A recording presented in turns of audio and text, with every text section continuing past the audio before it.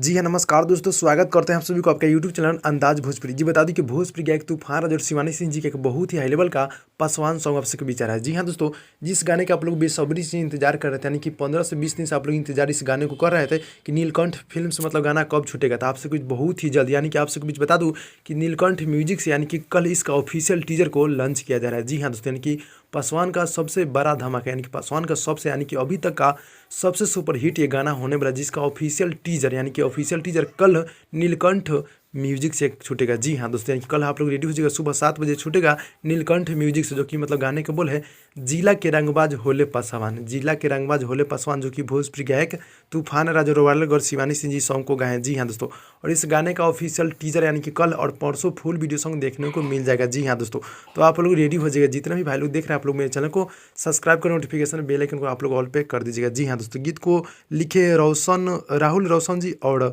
Music है रोशन rock और JP Tiwari ji का। जी हाँ दोस्तों, और काफ़ी गजब के सॉन्ग है, जो कि स्पेशल सॉन्ग है, जो कि कल इसका ऑफिशियल टीजर छूटेगा। आप सभी इसका मतलब ऑफिशियल टीजर का लंच लीजिए, देखिएगा और इसको मतलब ढेर सारा प्यार आशीर्वाद दीजिए। मिलता है अगली वीडियो में, तब तक के लिए धन्यवाद।